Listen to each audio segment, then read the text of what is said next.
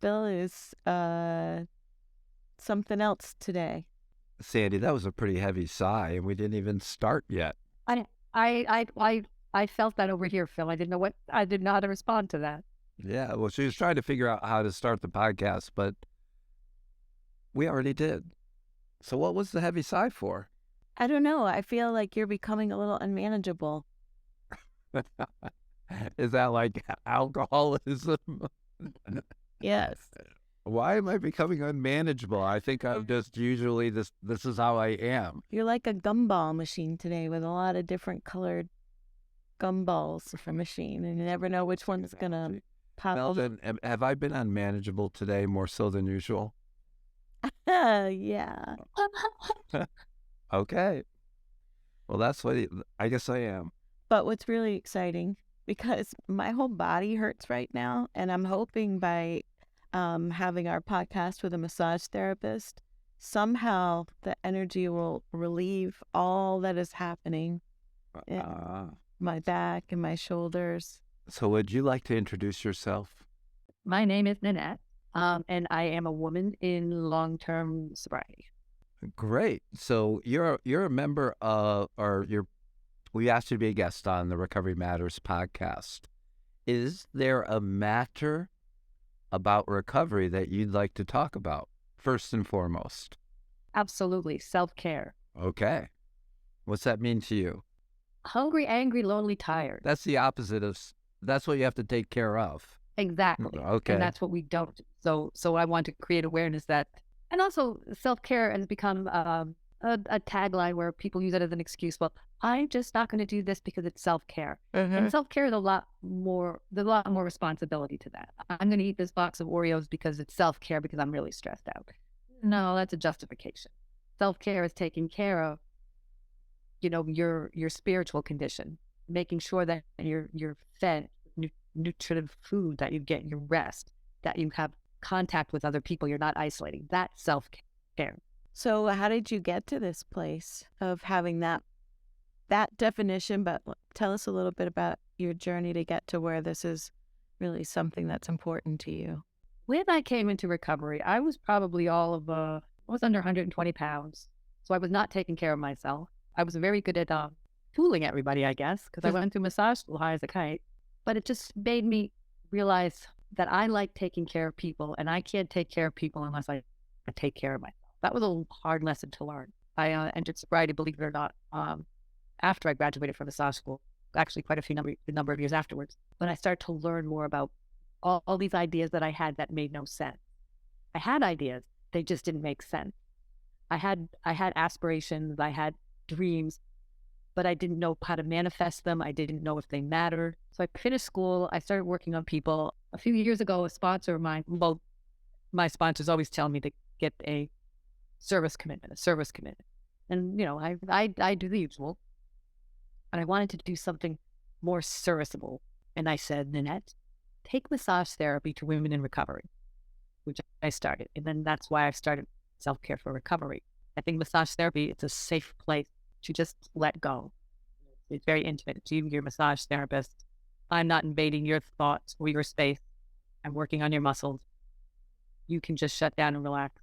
Close your eyes, close your mind, and let your body heal itself. That's what inspired me. I was curious, though, is that a two-way street as you're working on people?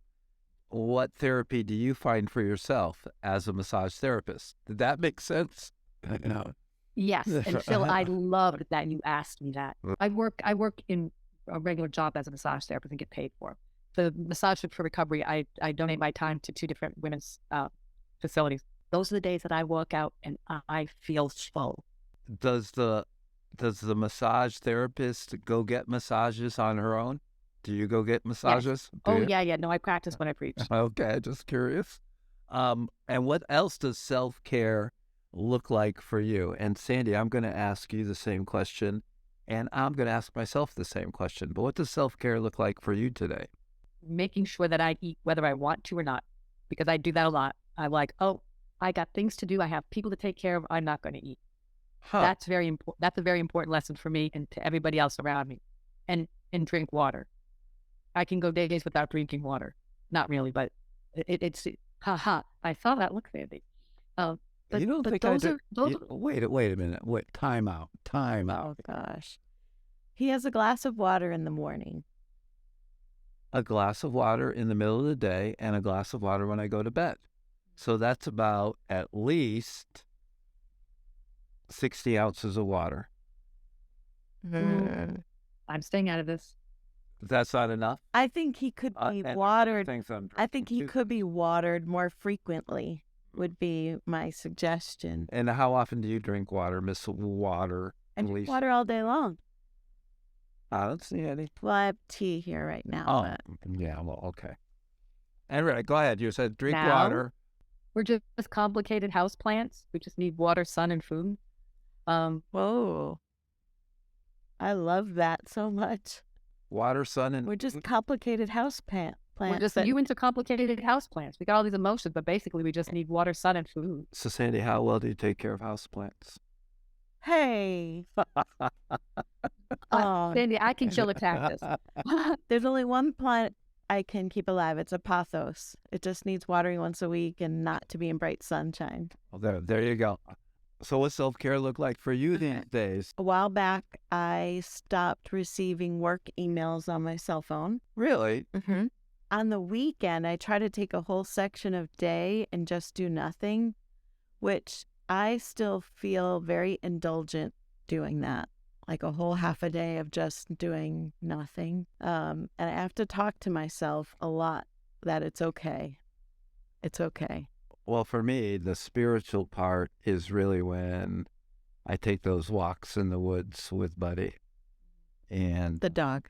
I just, that's a big part of my recovery because I just feel so connected to everything. It's so quiet. It's peaceful. I also love being on the beach, fishing. You know, those are just a couple components. I've also recently picked up my indoor rowing game, which also is very meditative to me as well. I just kind of really like that too. Anything Is else? that a rowing machine or is that a game on your phone? No, it's a rowing machine. It's a Okay. a Concept 2 rower. He's really good at self-care. He's very good at boundary setting, Except for drinking water, obviously. except for the water. What were you like as a kid? Kind of like what I am now. I'm silly, I'm goofy, I'm curious.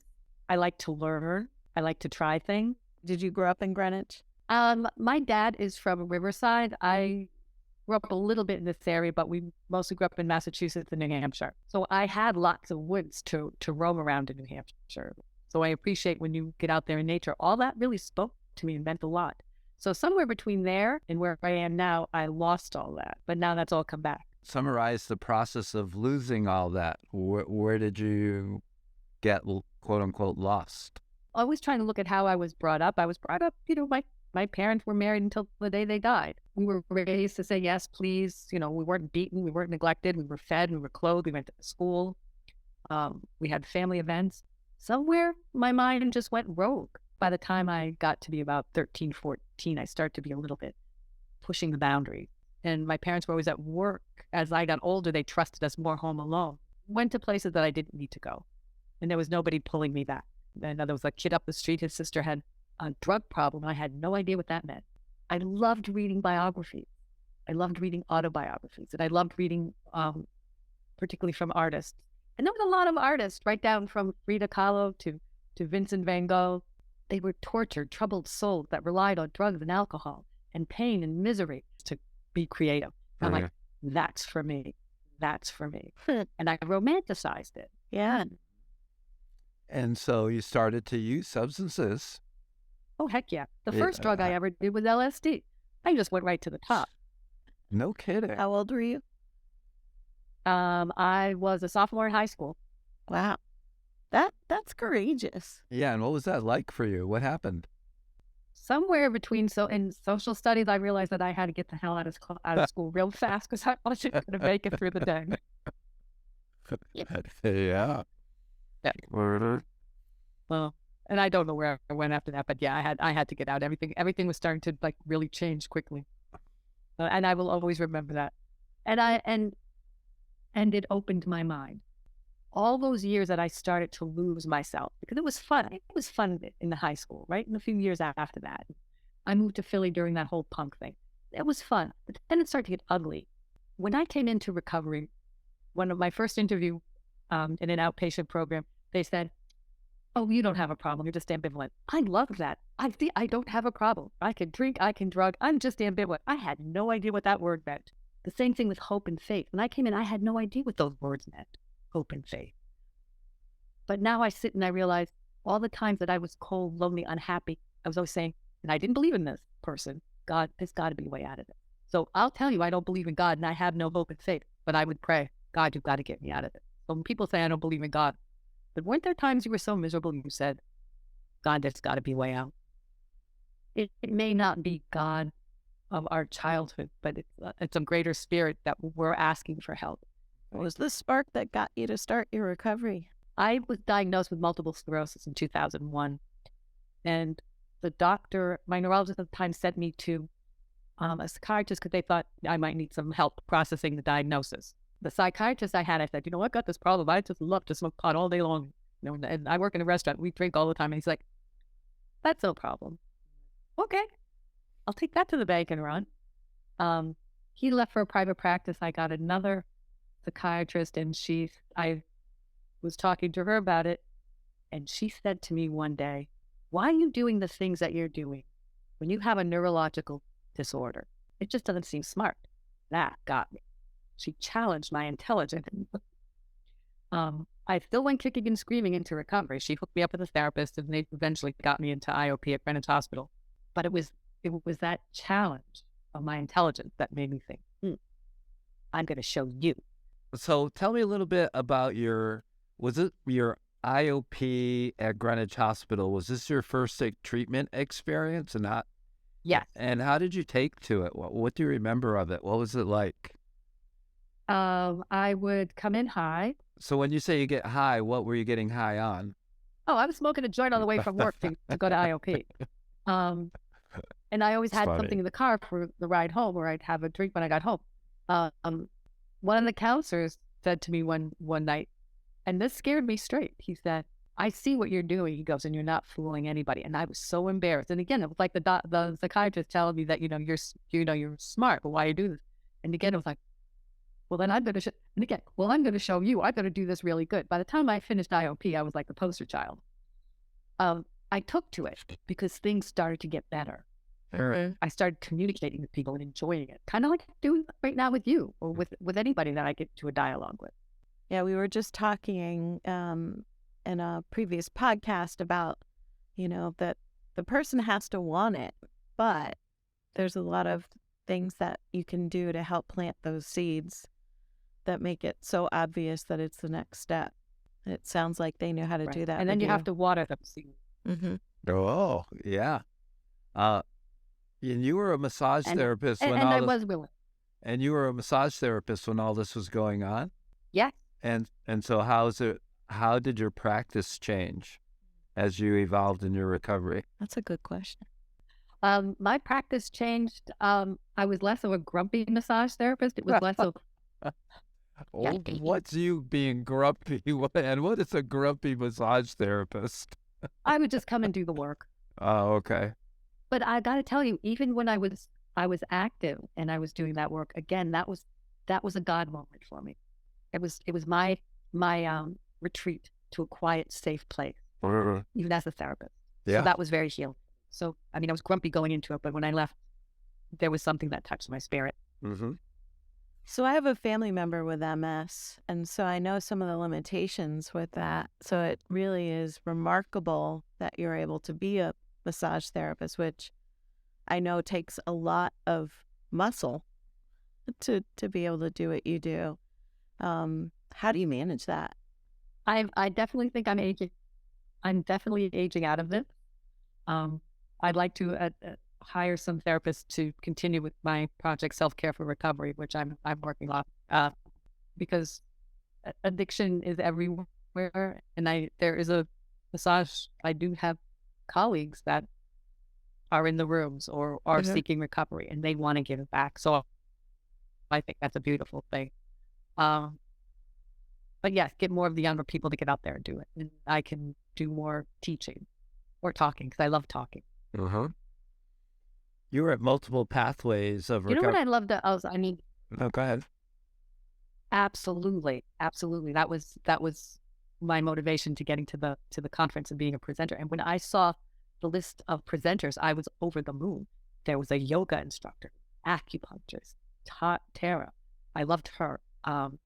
Megan Perry with that art and storytelling. These were all multiple pathways to self-care, reaching into your inner spirit, your inner soul. And because it's a whole body mind. My view of this is body mind spirit. It's not just dealing with the physical or the mental. You've got to put it all together. The fact that they were all there presenting just put a big bow on this whole event for me. What was Sorry, the? I don't know if you noticed. I had a really great time. Yeah, well, that's great. So I'm super appreciative. I'm curious, how would you summarize what you talked about and what you wanted to express?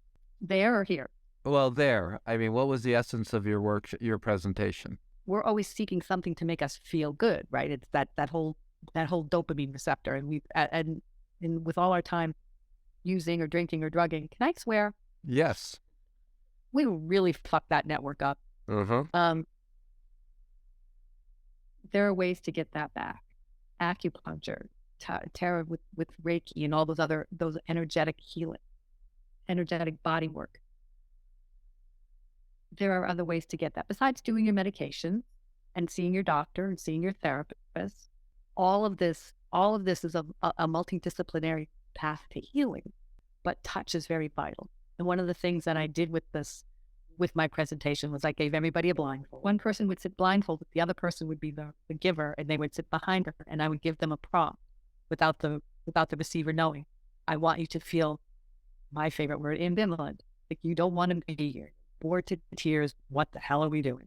Put your hands on them and keep that attitude in your mind. And then they would keep their hands on that person for a while. And then they would take them off, and then we would discuss it. The second round was prayer. Put your hands on this person in a prayerful manner. Touch is very powerful. That was what I was trying to express. That was one of the things that we did. I loved it. I loved hearing what people said, and they got it. Uh-huh. So that's why massage is with a qualified person, with somebody who's going to come in with no agenda. They're just going to be present, but they're going to be focused and put their hands on you. Let your body relax. What's the energy you have in your hands when you're working on somebody? Does it shift from person to person as you're Always. thinking? Yeah. My focus is when I'm working on somebody, I just open up and I just kind of let the universe take me to what needs to be done. And there's also some energy Put my hand. energy work associated with that, along as you're actually working on the muscles to loosen the muscle. For me, absolutely, because I've also taught acupressure in a massage school for many, many years, so I'm all about the chi. Yeah, cool. But I think massage therapists in general are intuitive. Mm-hmm. We were just talking recently that I've only ever had 2 massages and Phil has had 1. And how did you feel during that? It was a very similar to experience what Nanette was describing. I went over to Vietnam and had a Vietnamese young woman, and I was on my stomach and she just started working. I just kind of went into a zone and just let her work on my muscles. And when I was done, I felt that was pretty cool. But I haven't actually ever pursued or had a desire to go have another one. So I don't know what that is about me. But maybe I do Right. now. Well, it's not, but it's not for, Uh-huh. and not everybody has to do that. Do you get acupuncture? I mean, do you see an acupuncturist when you feel out of sorts? Sometimes when I'm really, really angry and stuck emotionally, I will get acupuncture, just because I just know certain channels in my body, they're blocked. Stick some needles in me, move that chi, get it through there. I've never done that either. Have you? No, but I've been thinking about it. Have you? I have. Well, she also likes to get tattoos. She loves the way that feels. so. Okay. I have one tattoo. Let's not let him make it like a thing. Oh, all right. That It's doesn't. very, the sensations are very different. Yeah, I'm sure. Basically, needles don't bother me, Mm-hmm. even though I did not have an injectable addiction. Nanette, how do you take care of your recovery today? What's your tapestry of recovery look like? My tapestry of recovery is I have a sponsor, I have sponsees, I go to meetings. Obviously, I work in, one of the places I go to is Families in Recovery Program, Liberation Mm-hmm. House up in Norwalk, and then Reagan House in Port Chester. So I'm always around women in recovery. I get a couple emails in the morning, today's gift, a note from the universe. So there's always literature around. I do take service commitments because, those sponsors can be really ball breakers. Mm-hmm. My sponsor, the women call her Tony Soprano. I like that. I like that. That's what my recovery looks like. I stay active, but I also think just starting this project, Self-Care for Recovery, keeps me involved in it. I have to be aware. I have to be aware of the sick and suffering. So this is your forum too. Is there anything as we wrap up that you would like to add that you want people to know about you or your practice or about recovery? Coming in here and thinking the word ambivalent meant something good, that I did not know it. I had no definition of the word hope. Faith was just a hollow word. The things that I've learned about myself, the joy that I've got from life, why was I spending all that time denying myself? I want to share that with people. Stop hurting yourself because you're not hurting anybody else. I mean, I used to drink at people. I used to get high at people. I'll show you. And it took me a long time to realize I'm drinking the poison and they're not dying. I just want to share that awareness with people. I want people to feel loved and be loved, and I want to buy the world a Coke. No. Well, I am sure it is a wonderful gift with people newly in recovery that you share your gift of massage with them. So, pretty special. Yeah, I think too about what you were saying about drinking at people, and it is curious to me now that I've had went over the 35-year mark and seen many people think that alcohol and drugs are solution to their problem when it is the problem. I mean, when our book tells us that we can be happy, joyous, and free, I thought that's what alcohol and cocaine made me happy, joyous, and free. It was so far from the truth. It was like the ultimate lie. And yeah, all that freedom, the joy, the contentment, the serenity, all comes from recovery, which to me is a journey towards self-awareness. You seem very self-aware, Yep. Nanette. I make it a practice. I really, really do, because I can't help others unless I help myself. Yeah, and that, I have to be on. yeah, I have to be on the beat to do that. Yeah, that shines through. So thank you for taking the time with us today. I appreciate you and your work very, very much. This was fun. All right. But then you two are fun. Yeah. Thanks, Continue. Nanette. It was great to see you again.